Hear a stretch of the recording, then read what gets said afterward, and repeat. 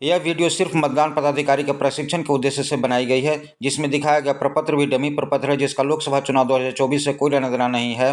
विशेष जानकारी के लिए भारत निर्वाचन आयोग के निर्देशिका को पढ़ें और गाइडलाइन का पालन करें। पोलिंग के दिन जैसे ही हम लोग मतदान पदाधिकारी सभी पोलिंग बूथ पर पहुंचते हैं, तो सबसे पहले हमारा काम रहता है पोलिंग एजेंट का नियुक्ति करना। पोलिंग एजेंट की नियुक्ति हम किस प्रकार करेंगे, हम यहाँ पर देखने वाले हैं।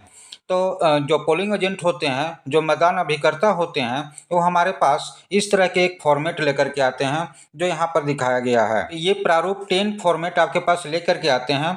ये आधा अधूरा भरा हुआ रहता है, आपको इससे ले चिंता में नहीं होना है। हम इसको पूरा देखते हैं कि किस प्रकार हम इससे उनकी नियुक्ति करेंगे, और हमारे सहयोग के लिए वो पोलिंग अभिकर्ता होते हैं, पोलिंग एजेंट होते हैं, इसलिए हम उनके ऊपर ज़्यादा क्वेश्चन मार्क नहीं करेंगे, क्योंकि उनको भरने आता भी नहीं है और ये इतना कॉम्प्लिकेटेड फॉर्मेट भी रहता है कि कुछ सभी को भरने आता नहीं है। तो प्रारूप 10 को किस प्रकार हम कंप्लीट करेंगे, उसके बारे में हम देखने वाले हैं अभी। सबसे पहले तो ये जो कॉलम है अभ्यर्थी का कॉलम है, यहाँ पर अभ्यर्थी का नाम भराएगा, ठीक है।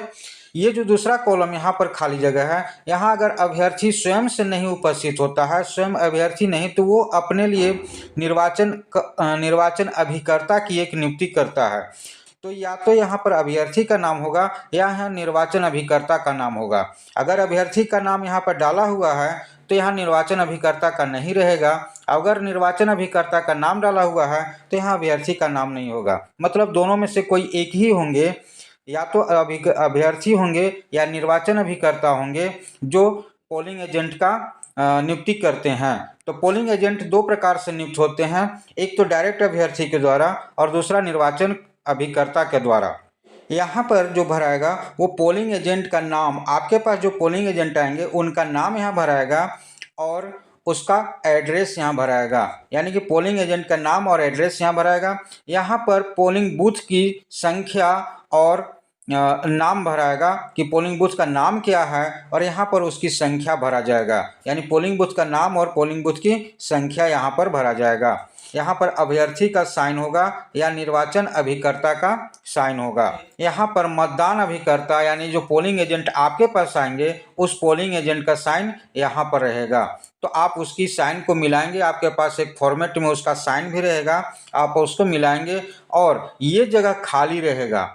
इस जगह पर आपके सामने उस पोलिंग एजेंट का साइन करवाना है, और यहाँ जो साइन रहेगा ये दोनों साइन को आपको मिला करके देख लेना है कि दोनों एक ही साइन है या नहीं। इसके बाद आप यहाँ पर स्थान और तारीख भरेंगे, यहाँ पीठासीन अधिकारी अपने हस्ताक्षर करेंगे और यहाँ पर मुहर लगाएंगे। इस तरह से ये फॉर्मेट आपका कंप्लीट होता है, और इस फॉर्मेट को आप रख लेंगे जमा करने के लिए। आप देख रहे हैं यहाँ पर आपके पास इस तरह का एक फॉर्मेट रहेगा, जिसमें ये सारे कैंडिडेट का यह नाम है, जो कैंडिडेट उठे हुए हैं चुनाव में, चुनाव जो लड़ रहे हैं उनका नाम है, उनका ये नाम है, उनका साइन है, ये सिग्नेचर उनका है। और यहाँ पर जो ये जो कॉलम है, ये इस कॉलम में जो आपके पास आएंगे पोलिंग एजेंट, उनका नाम है और ये उनका साइन है। इस साइन से आप उस पोलिंग एजेंट का यहाँ पर मिलान करेंगे और वही साइन यहाँ होना चाहिए उसका। तो इस तरह से हम इसको मिलाते हैं। आगे एक फॉर्मेट आपको यहाँ देखने को मिल रहा है। इस फॉर्मेट में आपको ये फॉर्मेट मिलेगा, और यहाँ आप देखेंगे कि जो चुनाव में अभ्यर्थी खड़े हुए हैं उनका नाम है, उनका फोटो यहाँ पर लगा हुआ है, वो किस पार्टी से हैं उस पार्टी का नाम लिखा हुआ है, और उनके चुनाव चिन्ह को यहाँ पर दर्शाया गया है। आप इस चुनाव चिन्ह से आप बैलेट यूनिट में मिला करके देख लेंगे कि वही चुनाव चिन्ह उसका है या नहीं है। इस तरह से ये फॉर्मेट आपको मिला हुआ है। आप यहाँ पर देख रहे हैं चुनाव अभिकर्ता का जो फॉर्म अभी हम रखे हैं भर करके, उसको हम रख लेंगे और उसकी एक सूची बनाएंगे कि कितने चुनाव अभिकर्ता को नियुक्त हम किए हैं। तो यहाँ पर अभ्यर्थी का नाम लिखना है, यानी कि चुनाव में जितने कैंडिडेट खड़े हुए हैं उसका नाम लिखना है, वो किस पार्टी से हैं उस दल का नाम लिखना है, और उस पार्टी के उस कैंडिडेट के जो अभिकर्ता नियुक्त हुए हैं उस अभिकर्ता का यहाँ पर नाम लिखना है। इस कॉलम में उस अभिकर्ता का नाम, जो आपके पास फॉर्म लेकर के आते हैं, उस अभिकर्ता का नाम लिखना है, उसका प्रवेश का समय लिखना है कि कितने बजे आपके पास आए, और उसका हस्ताक्षर यहाँ पर करवा लेना है। फिर आप उनको कितने बजे छोड़े उसका समय लिखना है और उसका हस्ताक्षर यहाँ पर करवाना है। मतलब ये फॉर्म आपको रिटर्निंग ऑफिसर को आरओ को जमा करना होगा, इसलिए इस फॉर्म को कंप्लीट कर लेंगे। अभी हम देखें कि पोलिंग एजेंट की नियुक्ति किस प्रकार से करते हैं। अगर नियुक्ति कर लिए हैं तो उनको एक हम प्रवेश पत्र भी देंगे जो अपने पास वो रखेंगे और किसी भी अधिकारी को आने के बाद वो दिखा सकेंगे। उनके पास एक प्रवेश पत्र भी रहेगा। तो प्रवेश पत्र का नमूना इस तरह से है। ये प्रवेश पत्र का नमूना है, आप इसको भर करके और उसको ये मतदान अभिकर्ता को आप दे देंगे। आप यहाँ पर देख रहे हैं प्रवेश पत्र भरने का तरीका। इसमें कि विधानसभा निर्वाचन क्षेत्र की क्रम संख्या एवं नाम, यहाँ पर आप लिख देंगे क्रम संख्या एवं नाम। मतदान केंद्र का क्रम संख्या क्रमांक एवं नाम यहाँ पर लिख देना है। अभ्यर्थी का नाम, यानी कि किस कैंडिडेट का वो अभिकर्ता बना है उस अभ्यर्थी का नाम यहाँ पर लिखना है। मतदान अभिकर्ता का नाम, यानी कि जो एजेंट आपके पास आया है उसका नाम क्या है वो यहाँ पर लिख देना है। आप यहाँ पर अपना साइन कर लेंगे और मुहर लगा देंगे और ये फाड़ करके आप उसको दे देंगे। तो इस तरह से उनका एक प्रवेश पत्र जारी हो जाएगा। ये प्रवेश पत्र उनको दिन भर रखना है, अपने पास रखना है, उनको ये काम देगा। पोलिंग एजेंट की नियुक्ति के बाद हमारा दूसरा काम होता है वो मॉक पोल शुरू कराने के पहले सारे मशीन को सेटअप कर लेते हैं। ईवीएम को हमको कैसे जोड़ना है, कैसे उसके तार को हमको एक दूसरे से कनेक्ट करना है, इसके बारे में मेरा वीडियो बना हुआ है। आप उसे एक बार अवश्य देख लेंगे, क्योंकि आपको देखने के बाद समझने में सुविधा होगी और आप किसी तरह की गड़बड़ी नहीं करेंगे। अपने ऊपर ज़्यादा विश्वास नहीं करना है, क्योंकि मतदान ऐसा चीज़ है कि कितनों जानते रहते हैं हम, फिर भी गड़बड़ी मुझसे हो ही जाती है। तो एक बार वीडियो को आप ज़रूर देख लेंगे। बूथ पर जाने के बाद भी इस वीडियो को आप देखेंगे कि कैसे कनेक्ट किया जाता है, सभी तार को हम कैसे कैसे जोड़ते हैं, सीयू को, बीयू को, वीवीपैट को हम कैसे जोड़ेंगे, इसके बारे में मेरा पूरा फुल वीडियो बना हुआ है। आप उसको ज़रूर देख लेंगे। और जितने भी प्रपत्र भरने हैं, प्रपत्र के बारे में पूरी जानकारी आपको इस चैनल पर मिलेंगे। आप इस चैनल को जरूर सब्सक्राइब कर लीजिए। एक एक बिंदु को हम फॉर्मेट में कैसे भरना है, एक एक लाइन को कैसे भरना है, हम सारे फॉर्मेट को भर भर के बताए हैं। तो आप जरूर सब्सक्राइब करके रखिए, आपको सारी सुविधा यहाँ पर मिलेगी। सब्सक्राइब कर लीजिए और अंतिम तक, जब तक वोट नहीं करा करके लौटते हैं तब तक वीडियो को आप देख करके फॉर्म भरिए, आपको सुविधा होगी। चलिए हम देखते हैं कि मॉक पोल कराने के बाद उसका प्रमाण पत्र यानी मॉक पोल सर्टिफिकेट हम कैसे तैयार करेंगे। आपके पास ये एक देखिए फॉर्मेट दिया हुआ है। इस तरह के मॉक पोल प्रमाण पत्र आपको बनाना होगा और इसमें हमको भरना क्या क्या है उसके बारे में हम थोड़ा सा चर्चा कर लेते हैं।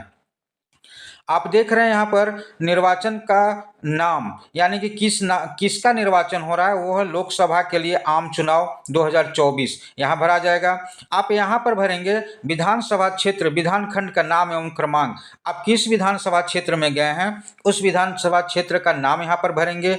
लोकसभा क्षेत्र का नाम एवं क्रमांक, किस लोकसभा। आगे आपको भरना है मतदान केंद्र का क्रमांक, मतदान केंद्र का क्रमांक क्या है और नाम क्या है, वो यहाँ पर क्रमांक और नाम दोनों भरेंगे। यहाँ पर आप जो मॉक पोल किए हैं उसमें अभ्यर्थी का नाम दिया हुआ है, किस कैंडिडेट के लिए है वो नाम दिया हुआ है, दूसरा कैंडिडेट का नाम, तीसरा कैंडिडेट का नाम, चौथा कैंडिडेट का नाम, इस तरह से सारे कैंडिडेट का यहाँ पर नाम दिया हुआ है।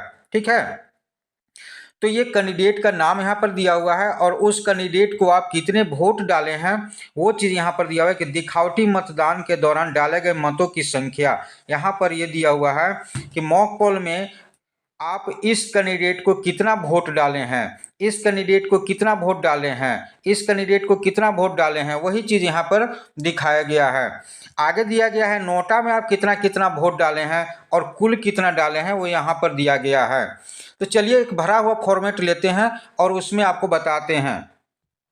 ये देखिए एक भरा हुआ फॉर्मेट जो आपके सामने प्रदर्शित हो रहा है। ये एक भरा हुआ फॉर्मेट है, जो अभी खाली था, जो ब्लैंक फॉर्मेट था उसी को भर करके दिखा रहे हैं। देखिए यहाँ पर निर्वाचन क्षेत्र का नाम, निर्वाचन का नाम, विधानसभा क्षेत्र का नाम 77 विश्रामपुर, अगर ये आपके अनुसार जो होगा उसको चेंज कर लेंगे। लोकसभा क्षेत्र का नाम 13 पलामू SC, ये देखिए डाला हुआ है। मतदान केंद्र का क्रमांक ये 224 केंद्र का क्रमांक और मतदान केंद्र का नाम, ये दोनों चीज़ जरूर डालेंगे। जहां भी हम डालेंगे क्रमांक और नाम दोनों चीज़ डालेंगे। ठीक है, आगे हम देखते हैं क्या क्या कॉलम है और इसको कैसे भरना है। हम देखिए यहाँ पर देखिए पहला उम्मीदवार है, दूसरा उम्मीदवार है, हमारे पास 6 उम्मीदवार हैं। जितने भी उम्मीदवार रहेंगे सभी का नाम यहाँ पर शो करते रहेगा, आपको लिखना है। अगर खाली रहेगा तो खाली जगह पर इसमें आपको अपना कैंडिडेट का नाम लिखना है कि कितने कैंडिडेट हैं। नोटा एक है, इस तरह से सभी कैंडिडेट का नाम इस कॉलम में भरा जाएगा। ठीक है। दूसरा कॉलम है दिखावटी मतदान के दौरान डाले गए मतों की संख्या, यानी कि मॉक पोल में हम कितना कितना मत डाले हैं। जैसे पहला जो कैंडिडेट है उसके लिए हम 3 मत डाले यहाँ पर, इसके लिए दूसरा कैंडिडेट के लिए 12 मत डाले हैं, तीसरा कैंडिडेट के लिए 15 मत डाले हैं, इसके लिए 4 मत डाले हैं। ये आपको गिनते भी रहना है कि किसका कौन मत कितना डाला गया है, क्योंकि इसको लिखना है। इसीलिए आपको बताया जा रहा है कि जब मॉक पोल करते हैं तो उस समय किस कैंडिडेट के लिए बटन दबा रहे हैं उसको आप जरूर वहां पर आप देखते रहिए और नोट करते रहिए। ठीक है।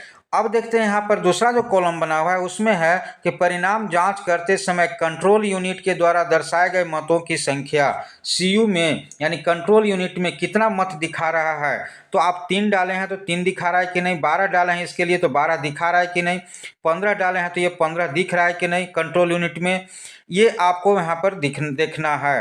नोटा के लिए 7 डाले थे, यहाँ पर है कुल 54 डाले हैं तो 54 है। आगे कॉलम जो है अभ्यर्थी वीवीपैट के द्वारा मुद्रित पेपर स्लिप की संख्या, यानी कि वीवीपैट में जो पेपर स्लिप गिरा है वो किस कैंडिडेट के लिए कितना गिरा है, ये कॉलम है। तो इस कॉलम में भी जितना हम डाले हैं उतने ही यहाँ पर दिखेगा और उतना ही वीवीपैट में गिरेगा। ये तीनों कॉलम को बराबर रहना चाहिए। अब है अगला कॉलम के कंट्रोल यूनिट सीयू के द्वारा दर्शाए गए परिणाम में मुद्रित पेपर स्लिप की संख्या मेल खाती है या नहीं, हाँ या नहीं। तो सभी मेल खाती है, हाँ लिखना है। अगर मेल नहीं खाती है तो आपको तुरंत कंट्रोल यूनिट और वीवीपैट सभी को बदलना पड़ेगा।